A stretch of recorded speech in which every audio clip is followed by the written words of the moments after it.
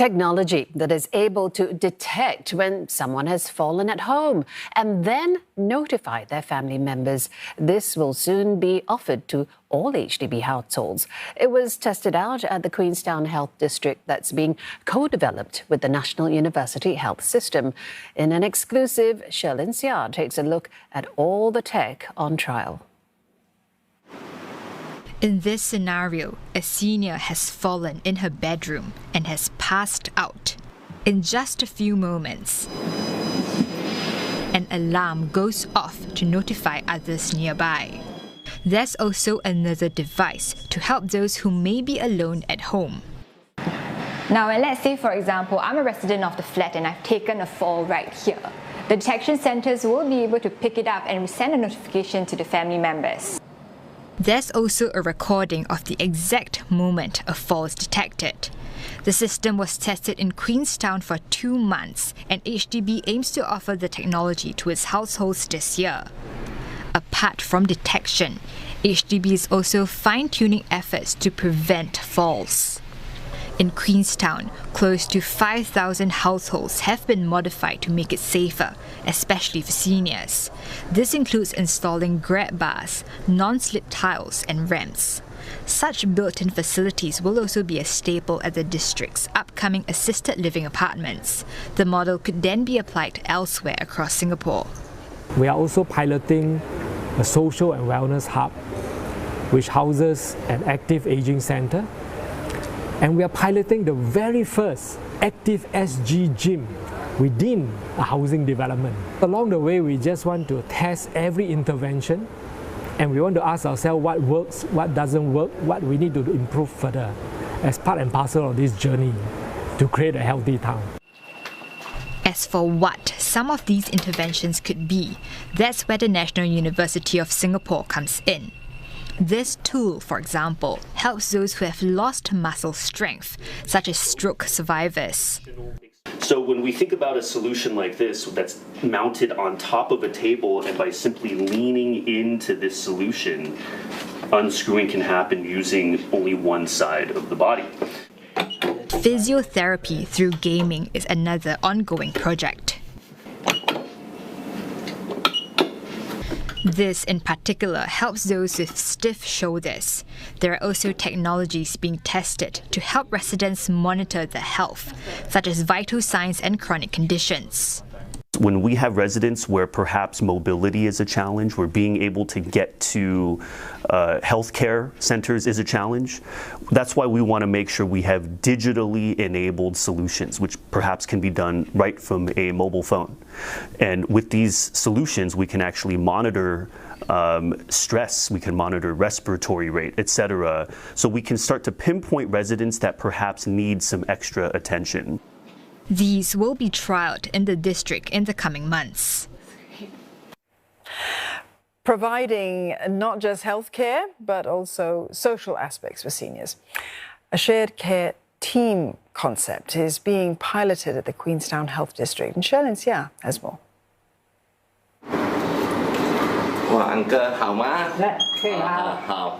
These visits by volunteers are precious moments for 82-year-old In Chi Kyung.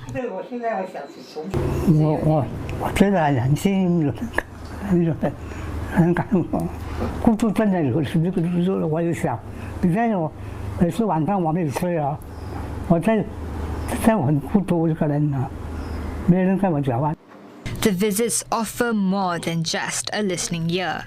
The volunteer also checks on his well-being and sees if he needs anything.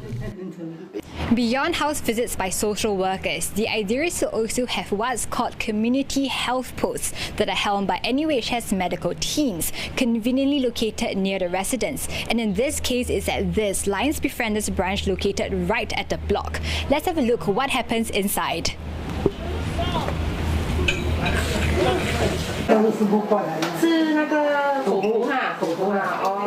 Here, Mr. In gets his weekly checks on his vital signs and overall physical health.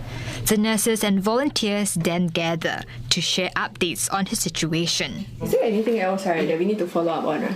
This is done for each resident as part of their personalized care plan to help them stay healthy.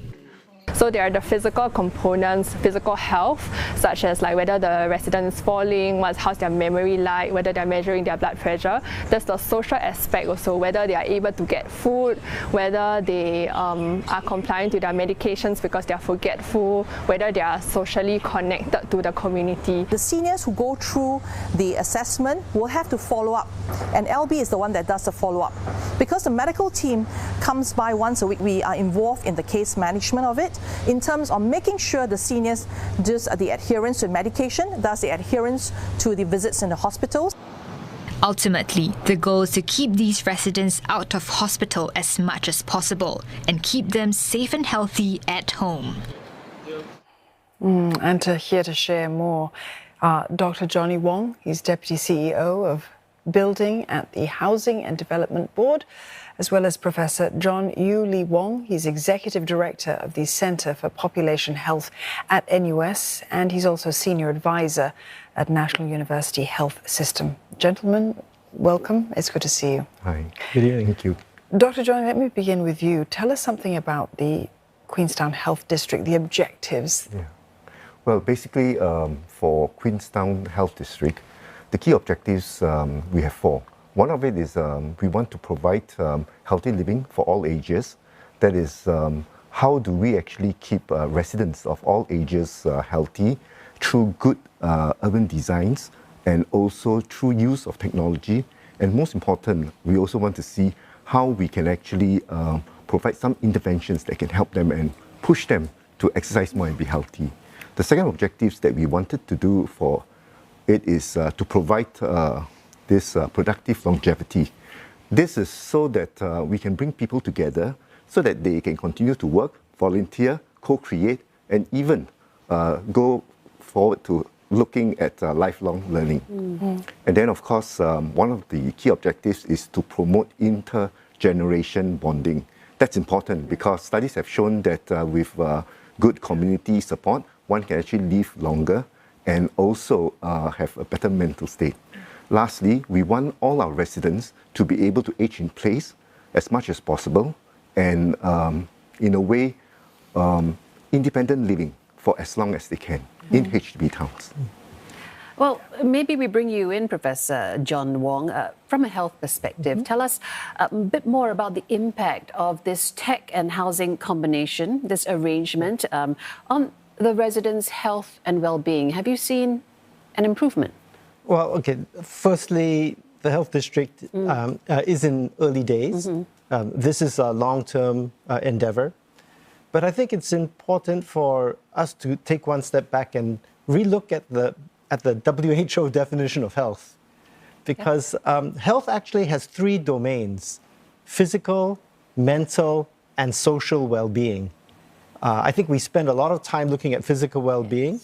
I think over the last few years, we're paying more and more attention to mental well-being, which is great. I think we have to invest a lot into social well-being also. And this is where housing comes in. Having housing which is enabling, and as Dr. Wong mentioned, housing it's where we live, it's where we play. More and more we're working from home, and it's our whole lifestyle. So housing can be a tremendous enabling factor. And then technology. Yeah. I think that technology can be a force multiplier, but it's critical. It's critical that technology be co-designed. It must be co-designed with the residents and with the service providers. So one key principle of what we're trying to do in Queenstown is co-design with residents and service providers, really looking at issues of communication and engagement. Yeah. So thank you for having us. Yes. Very importantly, implementation in behavioral science. And finally, using data and really be outcome-driven. So there are many threads to this, is what I hear you say. Yes, very much so. And as for taking care of one's physical, mental, and social well-being, I mean, one is not necessarily more important than the other, and that, I think, is a difficult thing sometimes to get across to people. What does it take? I want to ask both of you for your take on this. What needs to be done in terms of working with the right stakeholders to get all of that together, to get the right sort of formula together for seniors? Okay, for HDB anyway, one of the key things that we have always been trying to drive in our housing estates is sustainability, livability, and also promoting good health. And one of the things that we recognize that we don't have all the answers ourselves. So that's the reason why we have to reach out to partners. And that's one of the key objectives of Health District at this Queenstown, where we work with NUHS, NUS, People's Association, even the community itself, and medical and social science experts to see what are the interventions that we can potentially introduce in the built environment to test out and to see how they can actually help residents to have better both physical and mental health. So we found that such collaboration is very useful, and well, for HDB, it also allows us to bring on board the community, because then they give feedback. I think, for example, some of the technology providers, they have all these good ideas, but they really need someone to test it out and give feedback. So one of the things that we did was the fall detection.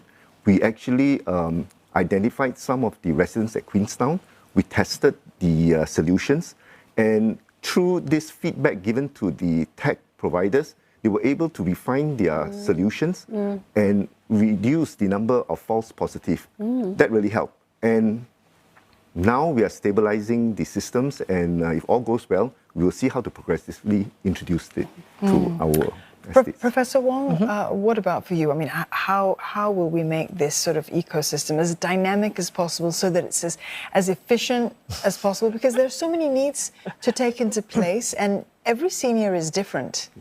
Absolutely. And so I think probably three concepts for everyone to try and realize.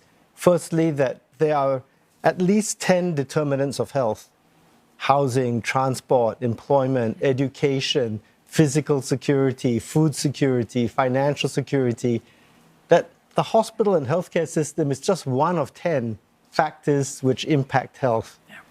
The second is that health is truly a complex system, and it really requires a whole of society and whole of government effort to really ensure the physical, mental, and social well-being.